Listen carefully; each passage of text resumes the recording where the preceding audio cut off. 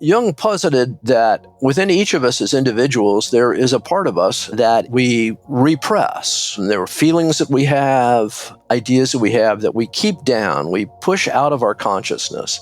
He called this the shadow. He also argued that if you wanted to become a truly integrated individual and a truly successful and fulfilled human being, you at some point had to recognize your shadow and admit some of those qualities into the way that you thought and those feelings that you had. Hi and welcome to Future Skills, where we prepare you for a future of accelerating change, hosted by myself, Ludvig Sunstrom, and Mikael Syding. In this second episode with Walter Kiechel, we continue where we left off last time in our discussion about strategy and Walter's popular book, The Lords of Strategy. In case you didn't hear the last episode, Walter has over 30 years of experience in the media industry, and among other things, he's been the managing editor of Fortune magazine and the editorial director of Harvard Business Publishing, which includes the famous Harvard Business Review. In this episode, we'll go in-depth about the strategy consulting industry. For example, why does strategy consulting work? Why do people hire these consultants to begin with? What is the Jungian Shadow of strategy? And what did business thinkers Tom Peters and Jim Collins tell Walter about the pitfalls of strategy consulting? We also learn why Walter thinks clients of strategy firms are becoming more demanding than ever before, and what this means to the future of the industry. Then Walter tells us about the difficulty of behavioral change in business and why companies that become the leader in one industry rarely make the transition into the next big thing. Finally, in the last 7 minutes, we all propose a different explanation for why Germany was the most successful industry for strategy consulting. Walter gives an economic answer, I give a cultural answer, and Mikael gives a historic answer. See if you can come up with a fourth explanation. That would be pretty interesting. That said, let's continue our conversation with Walter.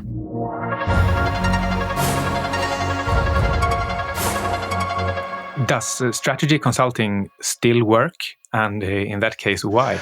Oh, strategy consulting still works. I mean, strategy has been a great success in the sense that there's now an installed base, I think, virtually everywhere in the corporate world, and that, extends to Asia and beyond. I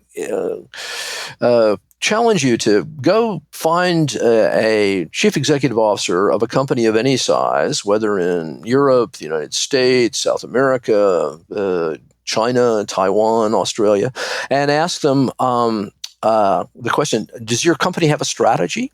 And these days, I think you're going to find in almost every instance that they'll say, oh, yeah, well, of course we have a strategy. Right, we have a strategy. If you find one who says, well, what's strategy? I doubt that they're going to be in their position very long. Or, gosh, we don't really have a strategy. We're kind of thinking about that again. But now virtually every corporation, organization, even small businesses knows they need to have a strategy. So the business for the strategy consultants in the 60s, 70s, and 80s even of helping their clients, typically large corporations, develop a strategy, that's done.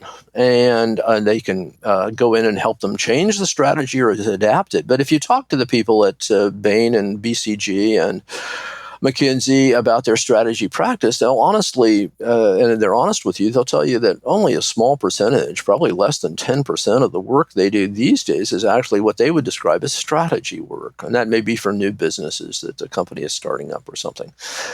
They have diversified into so many other lines of business, like helping out on the factory floor, operations management, thinking about logistics. They went through a big phase before the dot-com crash of helping companies adopt to the internet and online commerce.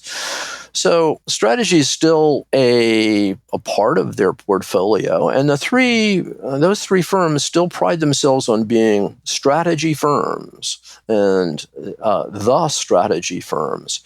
And they would argue that as such they can command higher fees, even if the work that they're doing is, what's the best way to organize our supply chain in Kyrgyzstan, which it might be actually the work that they're doing. But what's the deeper reason, would you say, for why the company and its directors and managers can't do this themselves? Why can't you see and understand what's in your own company? That is a good question. And I think to the extent that they can't, oftentimes, it is because they have maybe grown up, if they've been with the company for quite a long time, with a set of assumptions, beliefs about the world, no longer really fitting reality.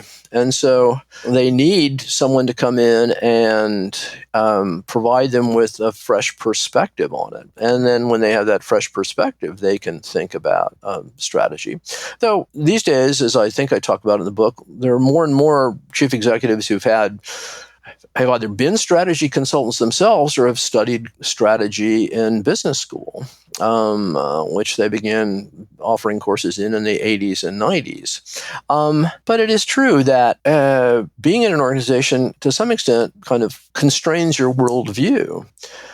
And so you may not see new competitors arising, or you may dismiss them. I think I cite the example of Henry Ford II, who was running the Ford company back in the 60s or 70s. And all of a sudden, these small foreign automobiles, Volkswagens and Nissan, I guess they were called Datsuns in those days, and Toyota Corollas began to arrive in the United States market. And Ford just dismissed them. He called them, I'll euphemize this a little bit, or bowdlerize, he called them little boxes of excrement. And he just couldn't believe that they were ever going to compete against his kind of car. It's a role of consultants to come in and help him see the realities and make the case. It's also true that consultants sometimes they provide technical expertise that the company just does not have itself. And they sometimes can help you overcome politics and divisional politics within a company. There are two examples I cite I don't talk about them in the book, but they actually came from Time Incorporated, where I used to work. In the mid-'80s, Time realized that its models for predicting circulation of its magazines were really inadequate. They weren't working any longer.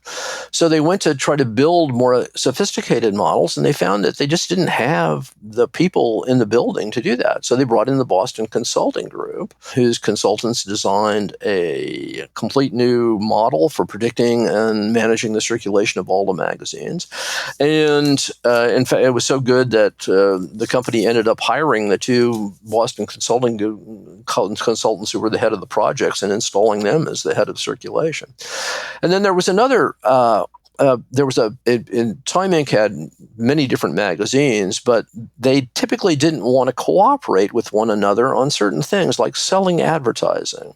Now, we had advertisers like General Motors who said, look, I want to advertise in Time and Fortune and Money, and I want a special deal for working in all these, for advertising in all three of these magazines.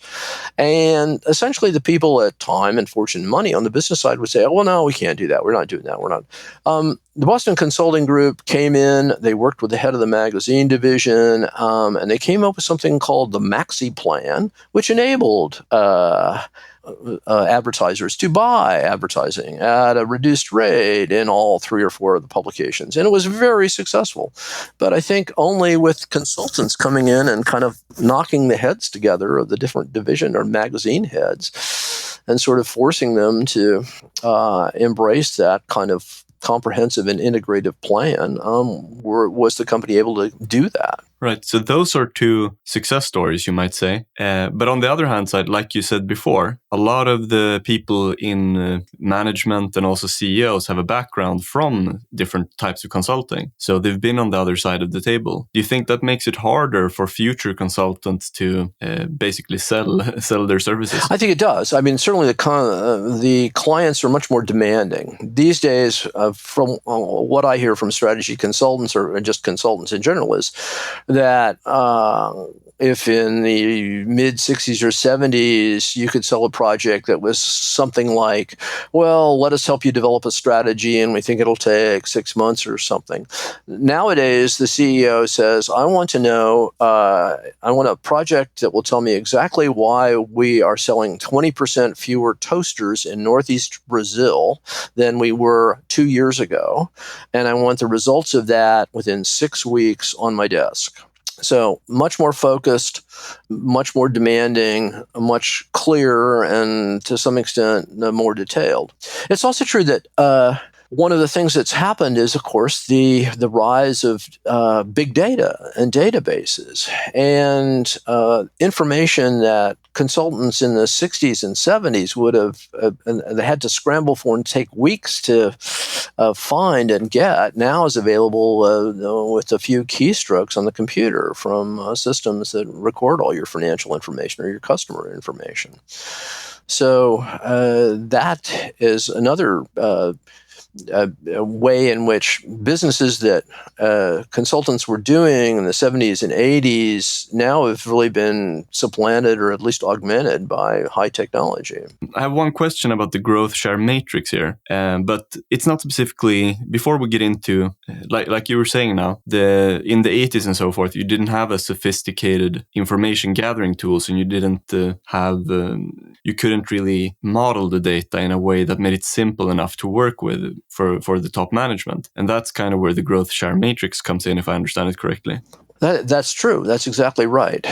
So before we go into this model, I have a kind of a follow-up question to that, which is, do you think there could ever be an equally successful, or has there been an equally successful business framework now that we have more information than ever before, but at the same time we have more technology to kind of, we have data systems and we have computer screens and we have new models. So do you think there could be an as impactful model?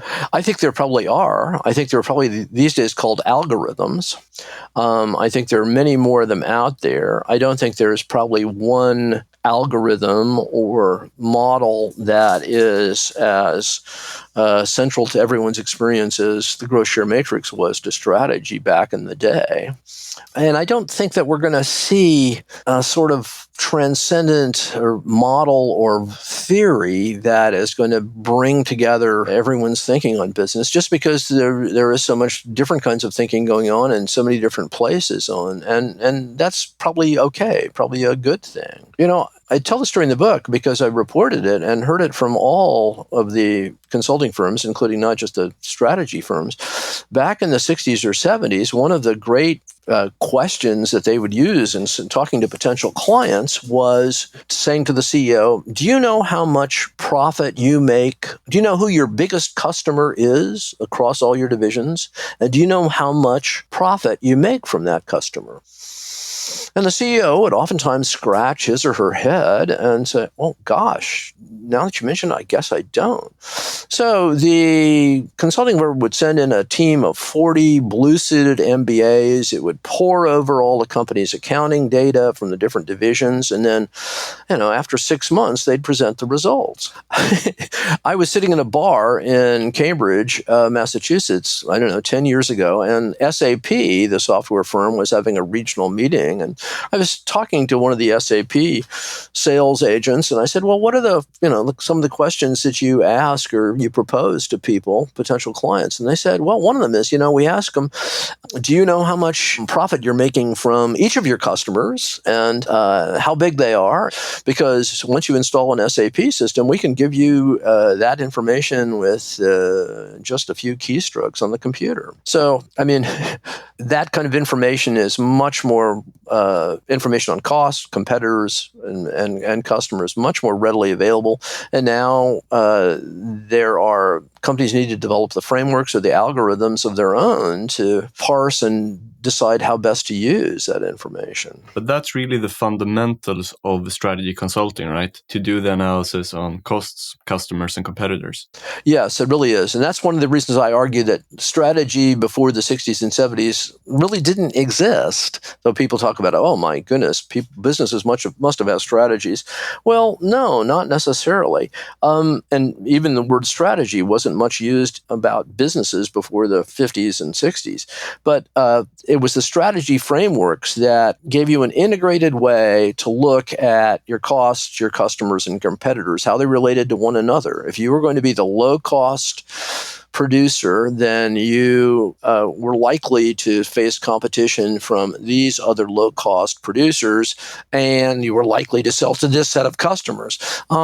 And that was the first time that many companies had a kind of systematic way of putting those three considerations together and thinking about them. There's a quote from the book that I'm curious about, and I'm going to quote it now, which is that in the next stage of its evolution, if the paradigm is to evolve, strategy will have to come to terms with this Jungian shadow. And you mentioned this a couple of times throughout the book.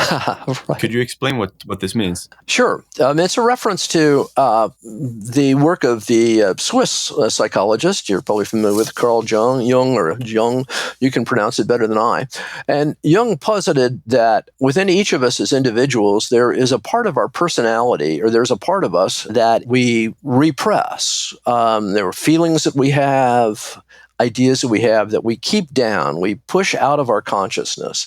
This isn't exactly like the Freudian unconscious, but these are things that we almost deliberately don't think about, or they're feelings that we have, but we don't give them any expression. And we work hard to keep them from being expressed. And he called this the shadow. He also argued that if you wanted to become a truly integrated individual and a truly successful and fulfilled human being, you at some point had to recognize your shadow and admit some of those qualities into the way that you thought and those feelings that you had. So what's the Jungian shadow for strategy? It is the whole dimension of people. It is the whole question about how do you best enlist people in your strategy, use them to help you construct the strategy, use them to help you carry out the strategy, use them as the resource, of course, which your strategy has to be through which your strategy has to be realized. It's a cartoonish oversimplification to say, that in the world of management thinking, there are two kinds of people. There are the numbers people, and then there are the people. But there's some element of truth to that. The lords of strategy, the people who came up with most of the ideas about strategy, were clearly numbers people. Most of them, with the exception of Bill Bain, they were all trained as engineers. Meanwhile, there was this whole strain of writing and thinking about business on the other side, exemplified in things like Tom Peters and Bob Waterman's hugely best-selling book In Search of Excellence, or some of Richard Pascal's work on corporate culture, that all talked about how important people were, and that it can't be just the structures and the ideas, but you have to think more seriously about how do people work in and incorporated in your strategy. And that, I think it's still true that there's not enough of that incorporation of the humanity of enterprise, or thinking about the humanity of enterprise into thinking about strategy. I wrote, I think in the early Fortune article about strategy, I went around and I asked the consulting firms, how many of your strategies really do you feel can your clients successfully implement? Can they carry them out? The companies didn't want to answer that question. They would back away and, well, I don't know, and everybody. And finally, and they say, everybody's got a strategy. If we've been in there, they've got a strategy. But how many of them can? And the honest answer, coming from most of them, was probably fewer than 5, certainly less than 10% of our clients can do that. And I remember Tom Peters responded to that report and said, it's not even 5%, it's not even 10%. What was the problem? The problem was that in those early stages of strategy development, the companies would develop the strategies just from the top. The consultants and the CEOs would sit around and think about, this is what we got to do. Here's our strategy. They hand it down to the ranks, to the people who were in charge of carrying it out. And the people in charge of carrying it out didn't understand it, couldn't carry it out because of obstacles that top management and the consultants were unaware of. And so the strategies just went nowhere. So the idea that you have to incorporate the humanity of the enterprise along with just the ideas, the concepts, and the numbers, And I think I quote in the book, I asked Michael Porter, who was the most famous academic expert on strategy and had these brilliantly successful books on it, well, what about people in that? And he sort of said, well, that's not really my area. That's really not my job. So that's the Jungian shadow, that if strategy is going to become fully integrated and successful, it's got to be able to acknowledge and bring in. Well, yes, they're very probably familiar to many of your listeners, but you were asking particularly about how do you build a media career. One of the things that I think is important for anyone in this economy, particularly if they want to do media work or creative work, is to also have some sort of fallback skill or a job that they can look to keep themselves alive and supported while they may be building their media platform or launching their next artistic project. It could be a capacity to work construction. It could be a knowledge of how to cook or work in restaurants or bartend, but a sort of fallback position such that if your efforts, your projects are not paying out as quickly as you hoped, or your base of listeners or readers is not growing as quickly as you can, that you can do that and still keep the wolf from the door, as a proverb goes. The other thing, in preparing for this interview, I was thinking about discussions that my late wife and I had in the 80s and early 90s. Our first child, we have two children. Our first child was a daughter. And when she was born and started to go to school, we began thinking about, well, what lessons would we like her to learn to be successful in the world? My wife was a federal civil servant for 27 years, always worked outside of the home. And I was editing articles on the glass ceiling and women's progress in management, and we both had observed a few things that we felt held women back, things that they weren't able to do. But I think it can be generalized to people of all genders. So we thought about three things that she needed to learn to do. I think that they're valuable not only for women, but for everyone in the current environment. We wanted her to be able to learn to tell a joke, something that in that era women weren't doing a lot of, to be able to give a speech or make a presentation effectively. And then thirdly, and maybe most difficult, to be able to take part of in an argument or a discussion or a heated exchange, perhaps in the workplace, without taking it personally, without thinking that the comments were comments necessarily on her. And I was talking with one friend about this list that we had cooked up, and he said, oh yeah, that's easy to do. Just make sure that your daughter, for at least two of the three, make sure that your daughter, when she's in high school or even university, goes out for the debate club or the Model United Nations, something where they prepare and argue different positions, because she'll certainly learn how to do make a presentation, and she'll certainly learn how to have an argument without taking it personally and see the other side of it. And I think those are actually still important skills. I think I understand why those skills are important, but could you elaborate the underlying reasons for why those kind of communicative skills are so important? Well, I think it is because face-to-face communication skills are vitally important. I think it is because we do have a tendency at work to not view it impersonally enough, but to view, if some part of our work is criticized, to think it's to take it upon to say it's a comment on me and my self-worth, rather than just a comment on how well you wrote that article or prepared that brochure or led that project. It's difficult for people, particularly younger people, sometimes to get the requisite distance. And then it's a rare organization that really encourages their people to have discussions and not take them personally. There was a wonderful article, first in the California Management Review, then in Harvard Business Review, called How Top Management Teams Can Have a Good Fight. And these researchers who wrote the piece had studied high-tech companies on the West Coast, and they found that the most successful ones were places where the top 10 managers could get together in the morning and have an incredible argument about whether they should invest in this new technology or how this business was working or the others. And then at the end of the day, they'd all get together for a beer, or they maintained their friendships and their regard for one another, and they realized that hashing out different points of view, getting different perspectives on a problem, we're going to give them a better solution to it all the time. And in terms of making a presentation or telling a joke, those are about, aren't they, overcoming our self-consciousness, our worry about what others are going to think of us. By preparing yourself for how to deal with situations like that, you can help overcome those fears.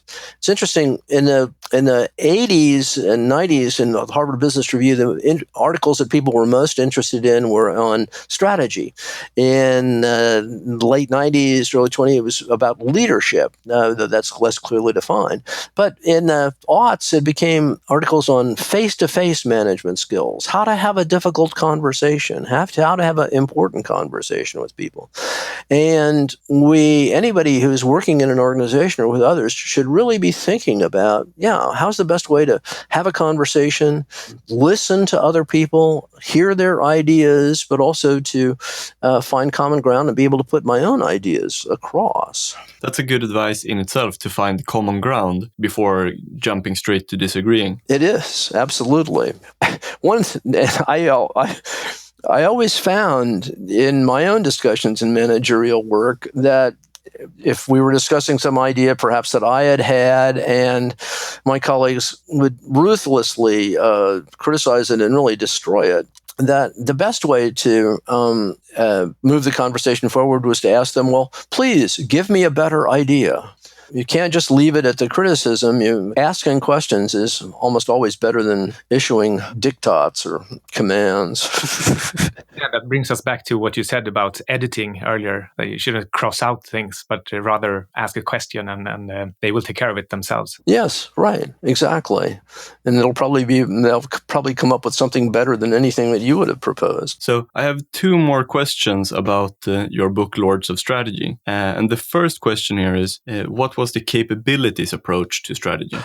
In the late 80s, in the mid 80s, people began to sense that positioning strategies where you positioned yourself, I'm going to be the low-cost producer in this market, or I'm going to be a high-end producer, or I'm going to have that those positions were being competed away more quickly than ever before.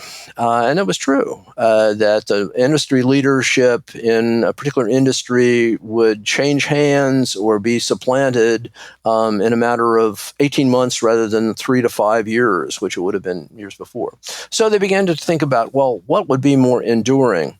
So C.K. Prahalad, Gary Hamel, in a couple of articles in the Harvard Business Review, they first came up with the idea of strategic intent, but that was kind of vague. But they also mentioned something called core competencies, that every company should have these core competencies. And that's what really, if you were really good at this and that and those things, that's what made you successful and would sustain you through seeing your your participation in different industries being buffeted.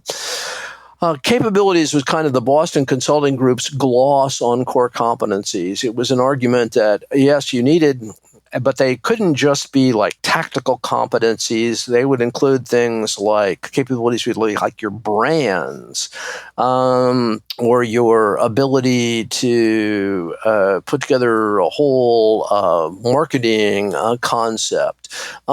The trouble with capabilities and why they didn't get very far was that companies couldn't agree on what their capabilities were, what their important capabilities were. And the consultants couldn't very clearly define exactly what a capability was or looked like.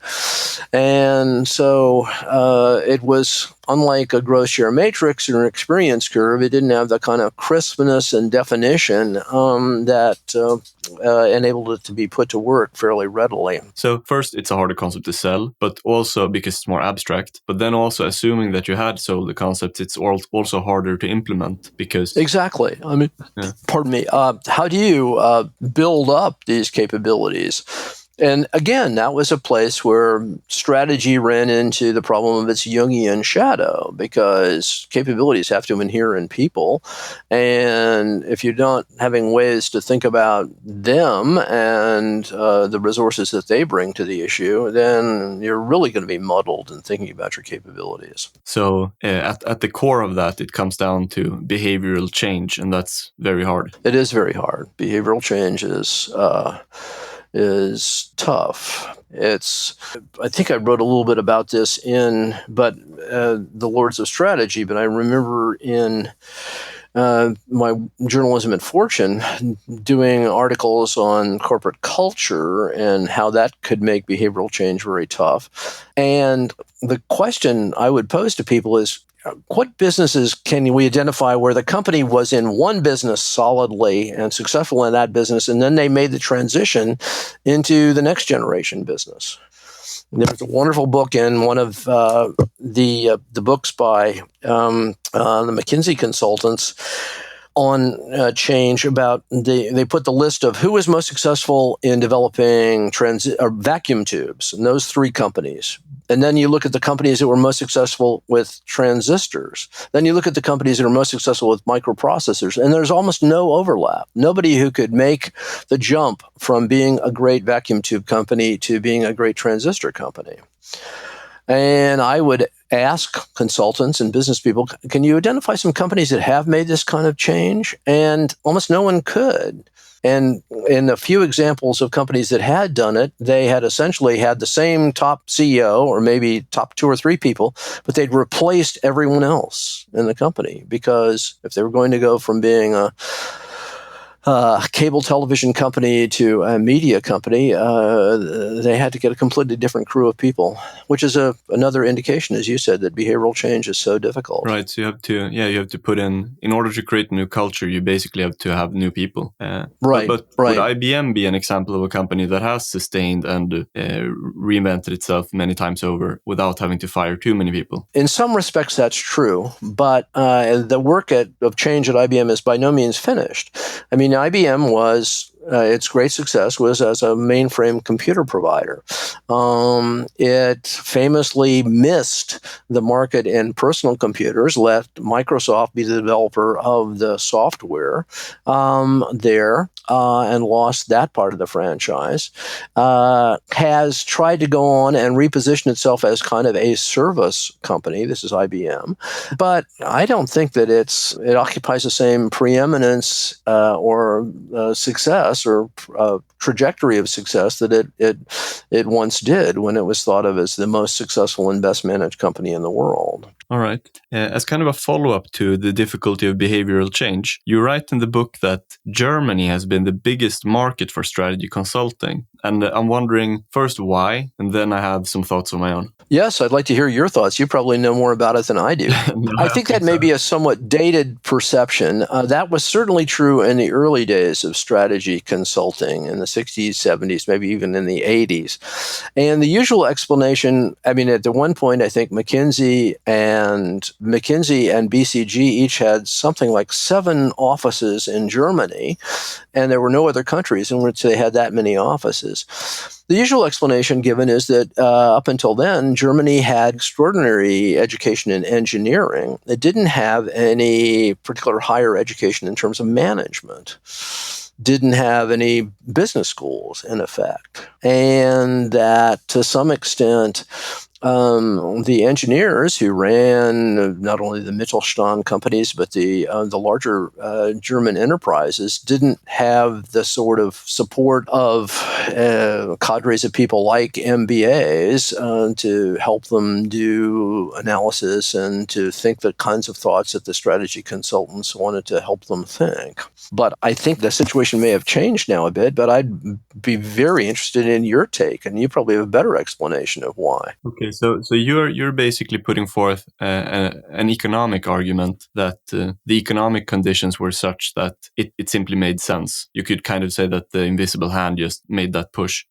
On the other hand side, what if it was like a psychological and cultural thing, in the sense that the German people are more disciplined on average and more conscientious on average than other populations, so that they're like more willing to implement the advice you give them. They don't have to be held in the hand as much as many other populations would. So you basically give them advice and they trust you, and then they do it, and then they will get better results, and therefore it becomes a better market. That could well be true. I mean, I think Germany, we think of these days as still modeling very successful management-employee relationships, and representation of workers on the boards of companies, and consultation with workers, and that certainly makes for much better the effectiveness in the organization. I love to quote it. I can't do it in German. The German maxim for manufacturing design, which one of the mantras was fewer parts. I mean, because of that wonderful German engineering ability, they're thinking about how to make things better all the time and improving them and so on. I guess it wasn't so much. I think it was that some of the German firms did not feel that they necessarily had a ways of thinking about large questions about what markets they should enter, where they were going to see competition from new technologies. So it was less in their cases about implementing the ideas or the strategies that they had than about sort of enlarging their thinking. But I mean, I haven't looked at the strategy consulting industry in Germany and what they help them with now, though I know that they were still working with the German auto companies, probably still are, and a number of others. But no, I mean, certainly the good relationships that German companies enjoy with management and workers, and the discipline of German workers and focus is legendary and helpful. Yeah, I'm trying to think of, this is completely ad lib, if their experience with the world wars and the hyperinflation, if that somehow made the entrepreneurs and company managers more focused on the technical side of the business, and because you couldn't control the macro events, and therefore you were more focused on just making the best products, and that left the field wide open for strategy consultants. I think that could absolutely be true. I think that's a very plausible and probably an important reason and thread in the discussion. All right, Ludvig, do you have any final question? Or Walter, do you have something you would want to finish off with? Having been able to deliver myself of that so important wisdom on career advice, and I don't have anything more to really add. You've been wonderfully well prepared. I originally thought this was going to be like some of the radio interviews I do in the United States, but thank you for the thoroughness of your preparation and the list of questions that you sent me, and it really did prompt me to go back and revisit some of the things that I've studied and study them anew. So I appreciate that. And apart from your books, is there any way particular you want us to send our audience? They can go through the lordsofstrategy.com website, and that'll reach me. But if people want to, that's probably the best way. That'll connect directly to my email. That's awesome. Great. Thank you so much. Thank you again for being so well prepared and so good in your questioning and in your follow-ups and all of that. Thank you, Walter Kiechel, and thank you for listening. If you learned something new about business thinking and the strategy consulting industry, please head on over to iTunes and give us a review, because that would help more people find the show. Also, be sure to subscribe to Future Skills on your favorite podcast platform if you haven't already. You can find links to all the popular ones, iTunes, Android, Stitcher, and Spotify in the bottom of our episode descriptions. Thanks for listening, and see you next time.